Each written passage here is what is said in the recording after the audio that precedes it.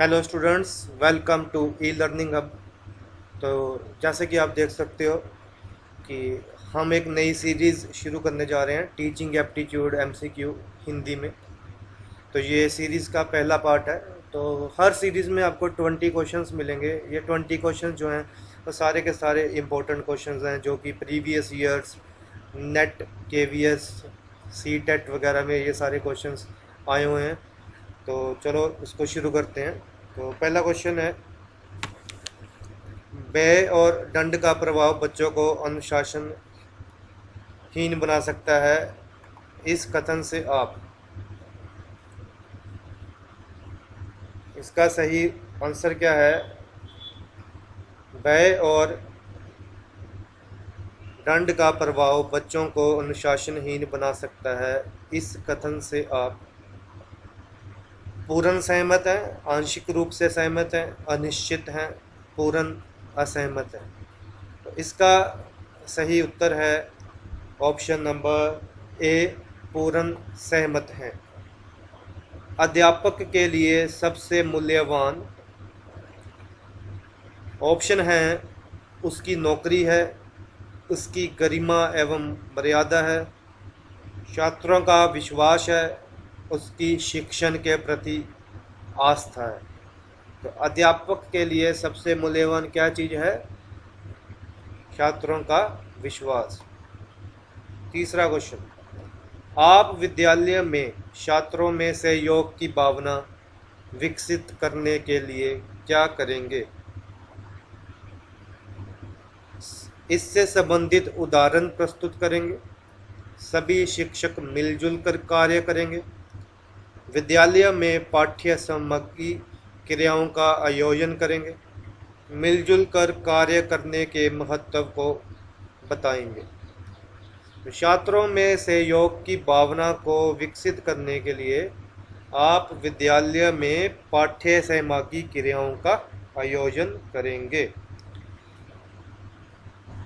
Fourth question है, अच्छा अध्यापक वह है जो परिश्रमी हो, अपने विद्यार्थियों से सच्ची लगन रखता हो, सदा जीवन व्यतीत करता हो, अपने विषय में प्रवीण हो।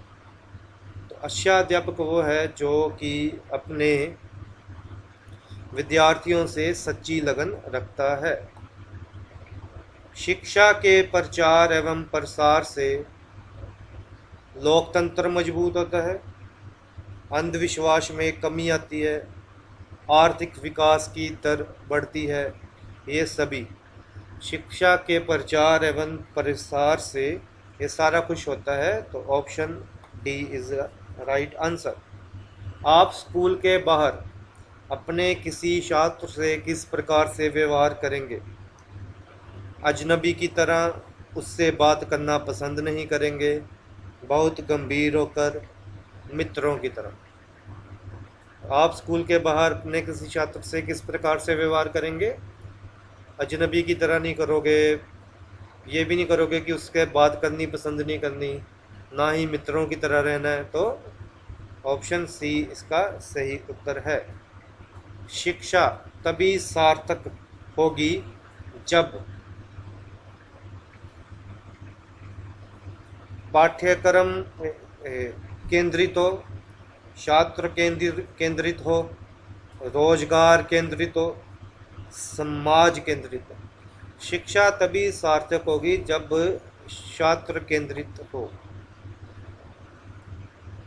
आप परीक्षा के दौरान कक्षीय निरीक्षक का कार्य कर रहे हैं, उसमें विद्यालय के प्रधानाचार्य का पुत्र परीक्षा दे रहा है। यदि वे अनुचित कार्य करता है तो आप क्या करेंगे? उसकी अनदेखी करेंगे, परिणाम की परवाह किए बिना उसे अनुचित साधन प्रयोग नहीं करने देंगे, प्रधानाचार्य से परीक्षा के बाद शिकायत करेंगे, उसे रोकने का साहस करेंगे। तो इसका सही उत्तर है परिणाम की परवाह किए बिना उसे अनुचित साधन प्रयोग नहीं करने देंगे। सभी स्टूडेंट्स आपके लिए इक्वल हैं। तो ये नहीं सोचना कि अगर वो प्रधानाचार्य का पुत्र है तो उसके लिए कुछ नहीं किया जाएगा। अगला क्वेश्चन, शिक्षकों के चयन में चयन बोर्ड को प्राथमिकता देनी चाहिए। टीचर सेलेक्ट करने हैं तो सिलेक्शन बोर्ड को किस चीज़ को प्रेफरेंस देनी चाहिए? पिछड़ी जाति के लोगों को, अल्पसंख्यक समुदाय के लोगों को, सभी वर्गों के लोगों को उनकी अभियोग्यता एवं अभिवृत्ति के आधार पर, महिलाओं को। तो ये तो क्वेश्चन पढ़ने से ही क्लियर हो रहा है कि सभी वर्गों के लोगों को प्राथमिकता देनी चाहिए उनकी एलिजिबिलिटी के हिसाब से, उनकी क्वालिफिकेशन के हिसाब से। ये नहीं कि पिछड़ी जाति के लोगों को ही प्राथमिकता दे दी, या अल्पसंख्यकों को दे दी, या महिलाओं को दे दी। तो सभी वर्गों के लोगों को प्राथमिकता देनी चाहिए। यदि कोई छात्र ईमानदारी पूर्वक कार्य नहीं करे तो आप ईमानदारी छात्रों को पुरस्कृत करके उसे शर्मिंदा करेंगे। देखो, छात्र के अभिभावक को सूचित करेंगे, सख्त दंड देकर उसे ईमानदारी पूर्वक कार्य करने के लिए बाध्य करेंगे, ईमानदारी सर्वोत्तम नीति है उसे बतलाएंगे। इसका सही उत्तर है ऑप्शन डी। यदि कोई छात्र अपनी आशा से कम अंक पाता है, उसे क्या कहकर सांत्वना देंगे? हो सकता है तुम्हारे उत्तर अति विचित्र होने के कारण परीक्षक को समझ में ना आए। परीक्षा में अंक कम मिलने के पीछे परीक्षक की लापरवाही भी हो सकती है। तुम्हें अपने परीक्षा में विश्वास रखना चाहिए, ये सभी। तो इसका सही उत्तर है ऑप्शन सी, तुम्हें अपने परीक्षा में विश्वास रखना चाहिए, अगली बार तुम्हें अच्छे मार्क्स मिल जाएंगे। उसी शिक्षक को समाज में वास्तविक मान सम्मान मिलना चाहिए जो छात्रों में अति लोकप्रिय हो, बहुत विद्वान हो, अच्छे परीक्षा फल देने को महत्व देता हो, अपने पद के दायित्वों का निर्वहन ईमानदारी और निष्ठा से करता हो। तो ऑप्शन डी इसका राइट आंसर है। यदि आपका लेख आपका कोई अन्य साथी अध्यापक अपने नाम से प्रकाशित करा देता है तो आप उसे क्षमा करेंगे, प्रकाशक को कानूनी नोटिस के द्वारा सूचित करेंगे, उसे बुलाकर बात करेंगे, इस बात पर ध्यान नहीं देंगे। तो इसका सही आंसर है प्रकाशक को कानूनी नोटिस के द्वारा सूचित करेंगे। अध्यापक को अपने उस छात्र पर गर्व करना चाहिए जो यदि शिक्षक बन जाए तो समर्पण के साथ छात्रों के हित के लिए सदैव प्रयासरत रहे, अनैतिकता के प्रति शांतिपूर्ण विरोध दर्शाए, अपने जीवन के आदर्शों पर अडिग रहे, ये सभी। इसका सही उत्तर है ऑप्शन डी। एक शिक्षक का निजी जीवन कैसा होना चाहिए? पद की गरिमा के अनुरूप होना चाहिए, अति गंभीर और दिखावापूर्ण होना चाहिए, चाहे जैसा हो इससे अंतर नहीं पड़ता, स्कूल के मानक के अनुरूप होना चाहिए। तो उसका सही उत्तर है ऑप्शन ए, पद की गरिमा के अनुरूप होना चाहिए। छात्रों में वैज्ञानिक दृष्टिकोण उत्पन्न किया जा सकता है विज्ञान की शिक्षा के द्वारा, तर्क संगत विचारों के प्रस्तुतिकरण द्वारा, दर्शन एवं मनोविज्ञान की शिक्षा द्वारा, ये सभी। तो इसका सही उत्तर है तर्क संगत विचारों के प्रस्तुतिकरण द्वारा।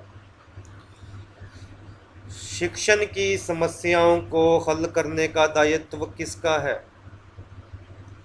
प्रधानाचार्य का, शिक्षकों का, सरकार का, शिक्षाविदों का। इसका सही उत्तर है ऑप्शन बी, शिक्षकों का। शिक्षक की योग्यता एवं आचरण का सबसे अच्छा मूल्यांकन करते हैं। इसका सही उत्तर है ऑप्शन देखें कौन से, उनके प्रधानाचार्य, उनके शिष्य, समाज के संप्रभात लोग, विशेषज्ञ। तो इसका सही उत्तर है उनके शिष्य।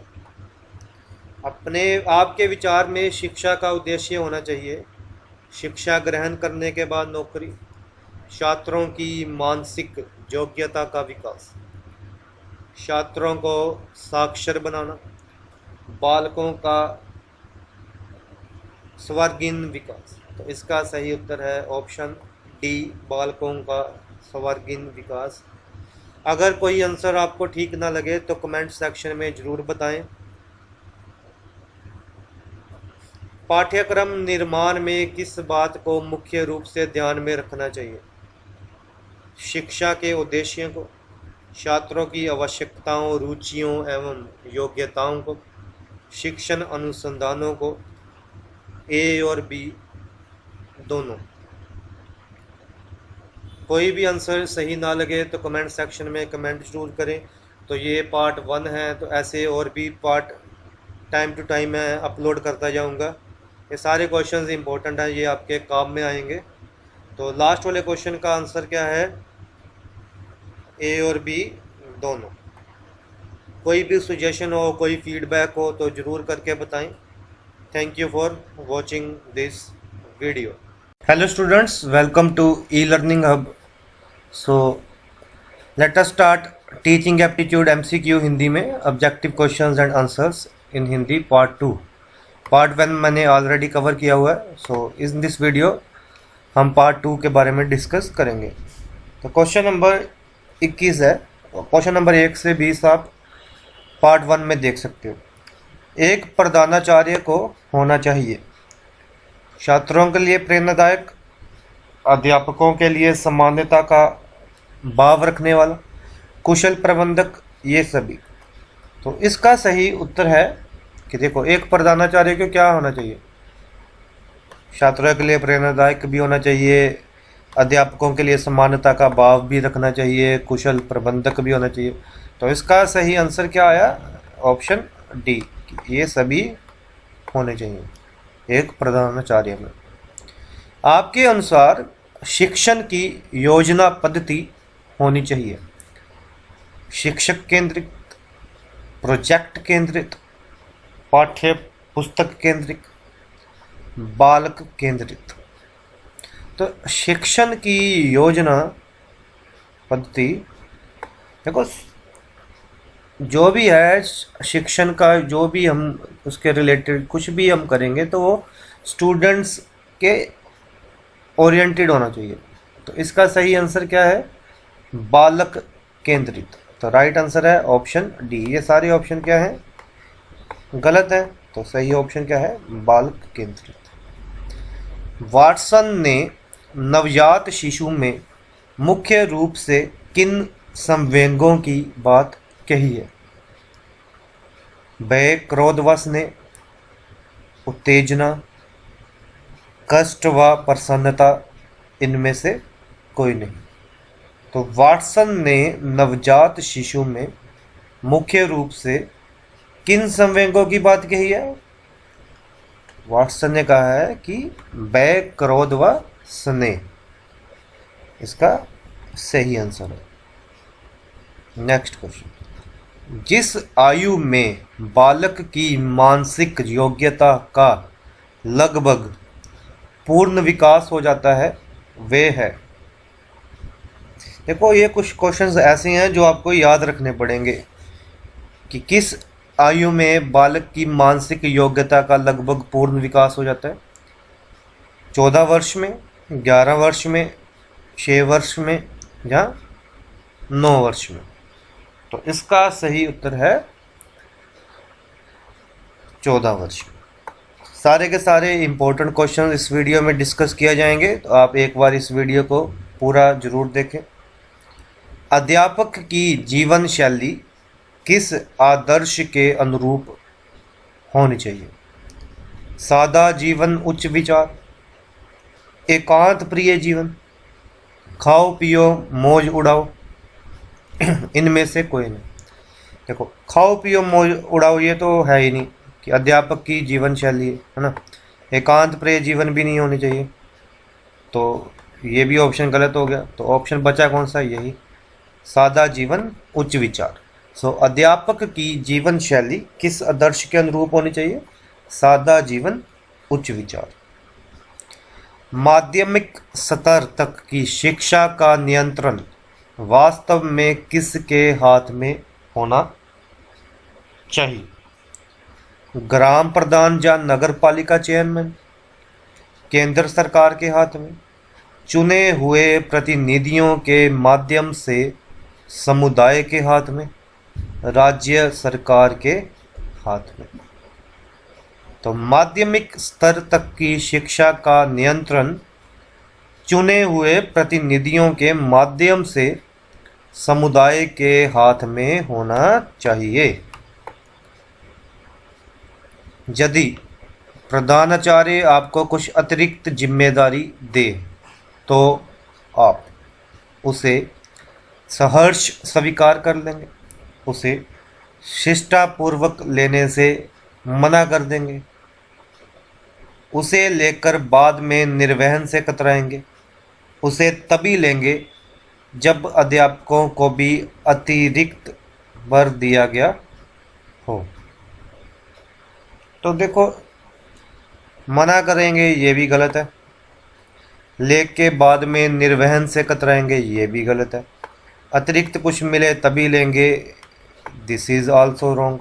तो बचा क्या, ऑप्शन ए, तो उसे सहर्ष स्वीकार कर लेंगे। संपूर्ण शिक्षण व्यवस्था में सुधार लाने के लिए निम्न में से क्या आवश्यक है, अध्यापक की अभिरुचि में परिवर्तन, सरकार की सोच में परिवर्तन, प्रधानाचार्य की अभिरुचि में परिवर्तन, पाठ्यक्रम में परिवर्तन। देखो, अब पूरे का पूरा शिक्षण व्यवस्था में सुधार तभी आएगा अगर अध्यापक की अभिरुचि में परिवर्तन होगा। तो ऑप्शन क्या है, ऑप्शन ए इसका राइट आंसर है। नेक्स्ट, क्या आपके विचार से वार्षिक परीक्षा में सभी छात्रों को पास कर दिया जाना चाहिए? जी हाँ, इससे बच्चों का मनोबल नहीं गिरेगा। ये तो गलत है ना, कि ऐसे थोड़ा कि सभी को पास कर देंगे कि उनका मनोबल ना गिरे। जी नहीं, ऐसा करने से बच्चे पढ़ना तथा ज्ञान को याद रखना छोड़ देंगे। जी नहीं, इससे पूरी शिक्षा व्यवस्था आगे चलकर ध्वस्त हो जाएगी। इनमें से कोई नहीं। अब ये गलत हो गया, तो अब देखो इसमें क्या है कि ऐसा करने से बच्चे पढ़ना तथा ज्ञान को याद रखना छोड़ देंगे। अगर वार्षिक परीक्षा में सभी छात्रों को पास करेंगे तो ये कोई ज़रूरी नहीं है कि बच्चे पढ़ना छोड़ देंगे, लेकिन इससे क्या होगा, पूरी शिक्षा व्यवस्था ध्वस्त हो जाएगी। तो ऑप्शन सी इसका राइट आंसर है। ये भी ऑप्शन गलत हो गया, ये भी गलत हो गया। नेक्स्ट, छात्रों को निर्णय लेने की स्वतंत्रता कहाँ तक होनी चाहिए? यहाँ तक उसका निर्णय स्कूल के नियमों एवं सिद्धांतों से न टकराए, पिकनिक आदि का निर्णय लेने तक, कक्षा के सामान्य झगड़ों को निपटाने में, ये सभी। पिकनिक आदि का निर्णय लेने में छात्रों को स्वतंत्रता होनी चाहिए? नहीं होनी चाहिए। कक्षा के सामान्य झगड़ों को निपटाने में, ये भी नहीं है। तो अगर ये गलत हो गए तो ये सभी तो आएगा नहीं। तो ये ऑप्शन सही है कि छात्रों को निर्णय लेने की स्वतंत्रता कहाँ तक होनी चाहिए? जहाँ तक उसका निर्णय स्कूल के नियमों एवं सिद्धांतों से ना टकराए।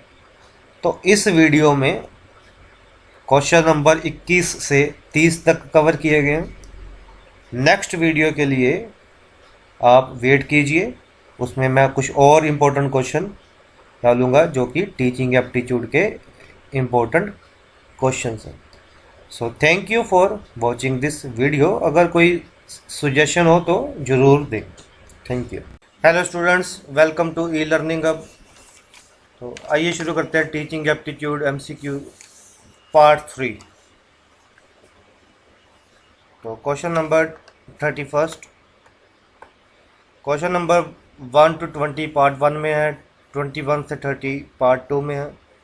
तो क्वेश्चन है, स्कूलों में शिक्षकों में असंतोष का प्रमुख कारण होता है। ऑप्शंस हैं, प्रधानाचार्य जहां प्रबंधन समिति द्वारा पक्षपात, शिक्षकों पर अधिक कार्यभार, शिक्षकों का कम वेतन, ये सभी। इसका सही अंतर है ऑप्शन ए, प्रधानाचार्य जहां प्रबंधन समिति द्वारा पक्षपात। नेक्स्ट क्वेश्चन देखते हैं, शिक्षकों को राष्ट्रीय भावना विकास हेतु क्या कदम उठाना चाहिए? राष्ट्रीय भाषा का अधिकाधिक प्रयोग करना चाहिए, विद्यालय में ऐसे कार्यक्रम का आयोजन करना चाहिए जिससे छात्रों में राष्ट्रीय भावना जागे, राष्ट्रीयता के विरोधी तत्वों का दमन करना चाहिए, पूरे राष्ट्र के लिए एक ही जैसे विषय वस्तु की वकालत करनी चाहिए।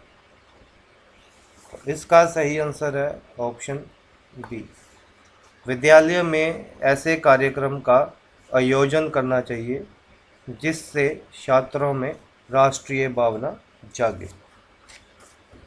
नेक्स्ट क्वेश्चन, प्राथमिक स्तर तक बच्चों को शिक्षा महिलाओं द्वारा ही दी जानी चाहिए, क्योंकि महिलाएं बच्चों को कड़ा दंड नहीं देती, महिलाओं को घरों में बाल मनोविज्ञान का अपेक्षाकृत अधिक एवं प्रत्यक्ष अनुभव होता है, महिलाओं में बच्चे अपनी अपनी माताओं का लक्षण पाते हैं, शिशुओं को महिलाओं से डर नहीं लगता। इसका सही आंसर है प्राथमिक स्तर तक बच्चों को शिक्षा महिलाओं द्वारा ही दी जानी चाहिए, क्योंकि महिलाओं को घरों में बाल मनोविज्ञान का अपेक्षाकृत अधिक एवं प्रत्यक्ष अनुभव होता है। यदि आपको किसी ऐसे स्कूल में प्रधानाचार्य नियुक्त करके भेज दिया जाए जिसकी स्थिति बहुत गिर चुकी है, तो आप ये देखेंगे कि कहाँ सुधार संभव है, सुधार कार्यक्रम पर अध्यापकों से चर्चा करेंगे, सुधार कार्यक्रम के संबंध में पूरे स्टाफ से चर्चा करेंगे, सेक्शन ऑफिसर से वित्तीय समस्याओं पर बात करेंगे। यदि आपको किसी ऐसे स्कूल में प्रधानाचार्य नियुक्त करके भेज दिया जाए जिसकी स्थिति बहुत गिर चुकी है, तो आप क्या करेंगे? ऑप्शंस आपके सामने हैं। इसका सही उत्तर है सुधार कार्यक्रम के संबंध में पूरे स्टाफ से चर्चा करेंगे। नेक्स्ट क्वेश्चन, छात्रों में मौखिक अभिव्यक्ति को विकसित करने का तरीका है परिचर्चाओं का आयोजन, भाषण प्रतियोगिता का आयोजन, अंत्याक्षरी का आयोजन, ये सभी। कैसे आप छात्रों में मौखिक अभिव्यक्ति को विकसित कर सकते हो? परिचर्चाओं के आयोजन से, भाषण प्रतियोगिता के आयोजन से, अंत्याक्षरी के आयोजन से, या सभी से। तो इसका सही आंसर है कि छात्रों में मौखिक अभिव्यक्ति को विकसित इन सभी तरीकों से कर सकते हैं।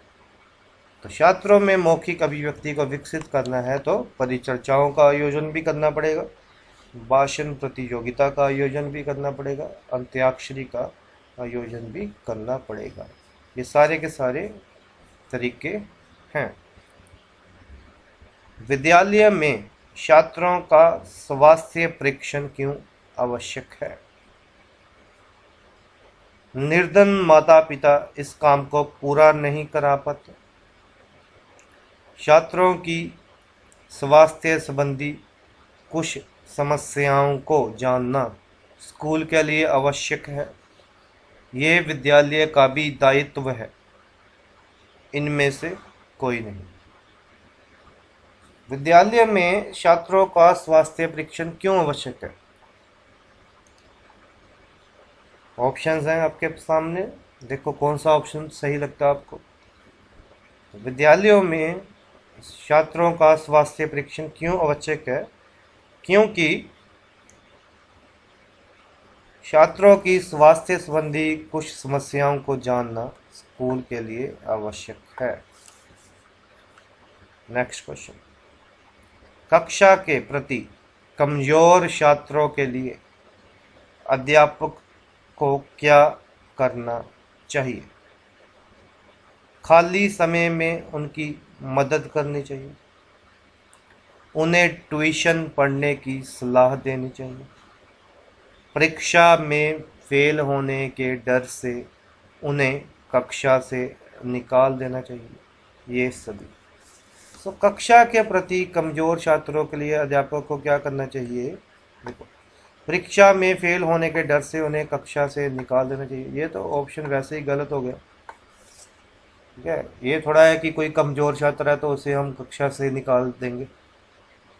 अगर अब ये गलत हो गया तो ये भी गलत हो गया, तो बचे क्या? ये दो ऑप्शन। उन्हें ट्यूशन पढ़ने की सलाह देनी चाहिए, ये भी ऑप्शन गलत ही है। तो सही आंसर क्या बचा? कक्षा के प्रति कमजोर छात्रों के लिए अध्यापक को खाली समय में उनकी मदद करनी चाहिए। कौन सा पाठ आसानी से पढ़ा और याद कर लिया जाता है? जो अत्यंत सरल हो, जो विद्यार्थी के रुचि के अनुकूल हो, जो मूर्त रूप से प्रस्तुत किया गया हो। इनमें से कोई नहीं। कौन सा पाठ आसानी से पढ़ा और याद कर लिया जाता है? जो विद्यार्थी की रुचि के अनुकूल है, जिसमें इंटरेस्ट होगा उसको आसानी से पढ़ भी लिया जाएगा और याद भी कर लिया जाएगा। मैं शिक्षण अधिगम प्रक्रिया में टीवी, कंप्यूटर आदि के प्रयोगों को, मतलब आपने शिक्षा में टेक्नोलॉजी को यूज़ करना है तो उसके बारे में आपके क्या विचार हैं? अच्छा समझता हूँ, ठीक नहीं मानता, इसमें समय बहुत नष्ट होता है, उचित एवं आवश्यक समझता हूँ, इनमें से कोई नहीं। मैं शिक्षण अधिगम प्रक्रिया में टीवी, कंप्यूटर आदि के प्रयोगों को, देखो आजकल के ज़माने में कंप्यूटर, टीवी वगैरह वीडियो से बच्चे अच्छे से पढ़ पाते हैं, समझ सकते हैं। ICT, internet and communication technology का यूज़ हो रहा है, तो उससे बच्चों का इंटरेस्ट भी बनता है और बच्चे इजीली उसको चीज़ों को समझ भी लेते हैं। अगर मैंने कोई पीपीटी बनाई है या वीडियो लेक्चर बनाया है तो बच्चे उसको इजीली समझ भी लेते हैं। तो इसलिए मैं शिक्षण अधिगम प्रक्रिया में टीवी, कंप्यूटर आदि के प्रयोगों को उचित एवं आवश्यक समझता हूँ। पढ़ाते समय कक्षा में अध्यापक का विश्वास कब डगमगाता है? जब वे छात्रों की रुचि को बढ़ाने के लिए युक्तियों का प्रयोग नहीं करता, जब उसकी छात्रों पर पकड़ नहीं होती है, जब वे पाठ की पूरी तैयारी करके कक्षा में नहीं आता, ये सभी। कब टीचर का कॉन्फिडेंस लॉस होगा? ठीक है। ऑप्शंस देखो, जब वे छात्रों की रुचि को बढ़ाने के लिए युक्तियों का प्रयोग नहीं करते, जब उसकी छात्रों पर पकड़ नहीं होती, जब वे पाठ की पूरी तैयारी करके कक्षा में नहीं जाते, या ये सब। ठीक है। अगर आप अपने लेक्चर की अच्छे से तैयारी नहीं करके गए, तो चाहे बच्चों का इंटरेस्ट बनाने के लिए आपके पास अलग अलग युक्तियां भी हों, चाहे बच्चों के ऊपर आपकी पकड़ भी हो, लेकिन अगर आपको आपका टॉपिक नहीं आता, अगर आपको आपका जो भी लेक्चर देना है वो नहीं आता, तो आपका कॉन्फिडेंस थोड़ा सा लूज होगा ही होगा।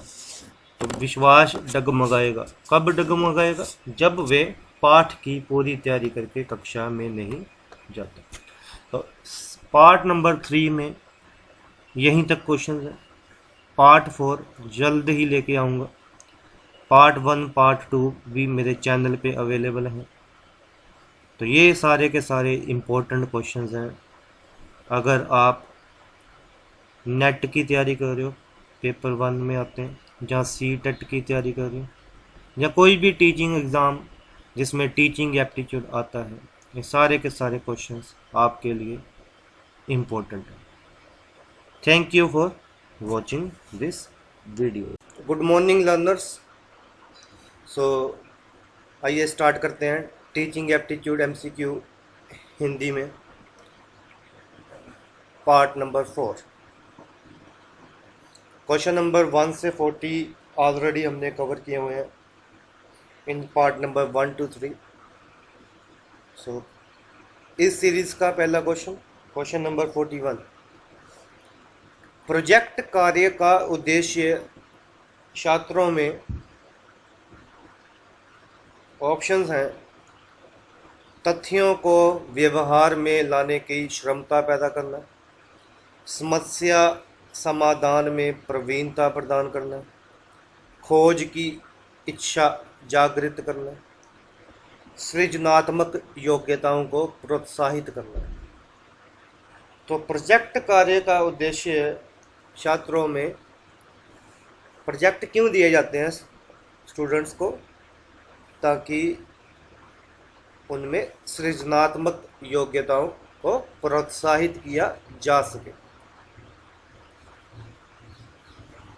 निम्नलिखित में से किस विद्वान का कहना है कि खेल बालक की जन्मजात स्वाभाविक प्रवृत्ति है? किसने कहा था कि खेल बालक की जन्मजात स्वाभाविक प्रवृत्ति है? स्टर्न ने कहा था, मैकडूगल ने कहा था, नन ने कहा था, वेल्वटाइन ने कहा था। तो ये आपको याद रखना पड़ेगा। खेल बालक की जन्मजात स्वाभाविक प्रवृत्ति किसने कहा था? ये कहा था मैकडूगल ने। अगला प्रश्नों से छात्रों की मानसिक क्रिया जागृत होनी चाहिए, यह उक्ति किस विद्वान की है? प्रश्नों से छात्रों की मानसिक क्रिया जागृत होनी चाहिए, ये किसने कहा था? रायबर्न ने कहा था, पिंसेंट ने, रेमाउंट ने, या इनमें से कोई नहीं? प्रश्नों से छात्रों की मानसिक क्रिया जागृत होनी चाहिए, ये कहा था। देखो, खेल बालक की जन्मजात स्वाभाविक प्रवृत्ति किसने कहा था? मैकडूगल ने। ठीक है। और प्रश्नों से छात्रों की मानसिक क्रिया जागृत होनी चाहिए, ये कहा है रेमोंड ने। अगला क्वेश्चन, महात्मा गांधी ने, मतलब ये बड़ा इंपॉर्टेंट क्वेश्चन होता है, बेसिक शिक्षा की धारणा। कई बार ये क्वेश्चन आ जाता है कि बेसिक शिक्षा की धारणा किसने दी थी? तो उसका आंसर क्या है? महात्मा गांधी ने दी थी। ठीक है, बेसिक शिक्षा की धारणा महात्मा गांधी ने दी थी। अब महात्मा गांधी ने बेसिक शिक्षा की धारणा का प्रयोग सबसे पहले कहाँ किया? शांति निकेतन में किया था, टॉलस्टॉय फॉर्म में किया था, नोआखली में किया था, सेवाग्राम में किया था। तो ये याद रखना है, महात्मा गांधी ने बेसिक शिक्षा की धारणा का प्रयोग सबसे पहले टॉलस्टॉय फॉर्म में किया था।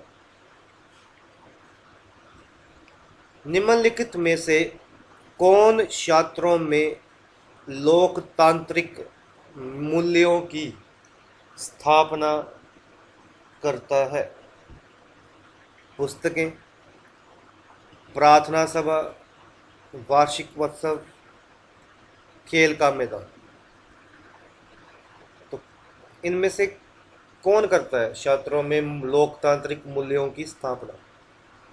पुस्तकें पढ़ने से तो सिर्फ आ नहीं जाएगी, और प्रार्थना सभा में भी तो बस एक बार आप खड़े हो गए, प्रार्थना की और चले गए। वार्षिकोत्सव में सभी को नहीं मिलता मौका। तो खेल के मैदान में छात्रों में लोकतांत्रिक मूल्यों की स्थापना होती है। आपके ख्याल में छात्रों के लिए उपयुक्त पाठ्यक्रम वे है जो उनके विकास में सहायक हो, छात्रों के स्तर के अनुरूप हो, समाज की आवश्यकताओं को पूरा करे, ये सभी। तो स्टूडेंट्स के लिए वो पाठ्यक्रम उपयुक्त है जो उनका विकास भी करे, उनके अनुरूप भी हो, और सोसाइटी के नीड को भी पूरा करे। तो ये सारे के सारे सही हैं। तो इसका आंसर क्या आया? ऑप्शन डी इसका राइट आंसर। शिक्षा का प्रचार प्रसार क्यों आवश्यक है? साक्षरता का प्रतिशत बढ़ाने के लिए, लोगों को समाज का उपयोगी अंग बनाने के लिए, शिक्षकों को नौकरी देने हेतु, लोगों को शिक्षा के प्रति आकृष्ट करने हेतु। तो शिक्षा का प्रचार प्रसार इसलिए आवश्यक है ताकि लोगों को समाज का उपयोगी अंग बनाया जा सके। आप किस छात्र को श्रेष्ठ मानते हैं? जो शिक्षकों को सम्मान दे और उनकी आज्ञा माने, जो सुशील और शर्मीला हो और अनुशासन में रहे, जो शिक्षा ग्रहण करने में और अध्ययन में रुचि रखता हो, जो नियमित पाठशाला आता हो और कक्षा का मॉनिटर हो। अब सिर्फ शिक्षकों को सम्मान दे और आज्ञा माने तो श्रेष्ठ तो हो नहीं जाएगा, ना ही जो डेली आता है और मॉनिटर हो, तो इसका मतलब ये नहीं है कि वो श्रेष्ठ है। जो अनुशासन में रहे, और अब ये दो ऑप्शन है, जो शिक्षा ग्रहण करने में और अध्ययन में रुचि रखता है। तो छात्र वही बच्चे श्रेष्ठ है जो शिक्षा ग्रहण करने में और अध्ययन में रुचि रखता है। ऑप्शन सी है इसका राइट आंसर। छात्रों की प्रतिक्रिया नकारात्मक भी होती है और सकारात्मक भी। नकारात्मक प्रतिक्रिया का एक उदाहरण है, छात्र अनुशासनहीनता नहीं करते, छात्र कक्षा में सुशील व्यवहार नहीं करते, छात्र कक्षा में शोर नहीं मचाते, छात्र कक्षा शिक्षण में रुचि नहीं लेते। सो नेगेटिव क्या है इनमें? अनुशासनहीनता नहीं करते, ये तो पॉजिटिव है, हमने तो नकारात्मक प्रतिक्रिया पूछा, तो ये गलत हो गया। कक्षा में शोर नहीं मचाते, ये भी गलत हो गया क्योंकि नेगेटिव प्रतिक्रिया पूछी है ना। तो छात्र कक्षा में सुशील व्यवहार नहीं करते। देखो, स्टूडेंट्स की नेगेटिव प्रतिक्रिया तभी होगी, नकारात्मक तभी होगी जब वो कक्षा शिक्षण में रुचि नहीं लेते। तो इसका राइट आंसर है ऑप्शन सी। किसी शिक्षक की क्षमता की जांच निम्न में से किस आधार पर की जा सकती है? पुस्तकों का प्रकाशन, विद्यालयों की आवश्यकताओं की पूर्ति तथा उनका शिक्षण द्वारा संतुष्ट होना, सेवा की अवधि व अनुभव, शिक्षक के व्यक्तित्व। किसी शिक्षक की क्षमता की जांच विद्यार्थियों की आवश्यकताओं की पूर्ति, मतलब कि वो स्टूडेंट्स की नीड को फुलफिल कर पा रहा है या नहीं, तथा उनका शिक्षण द्वारा संतुष्ट होना ही है। ऑप्शन बी इसका राइट आंसर है। तो इस सीरीज़ में इतने क्वेश्चंस। सीरीज़ नंबर 5 जल्दी ही आपके सामने आएगी। सो थैंक यू फॉर वॉचिंग।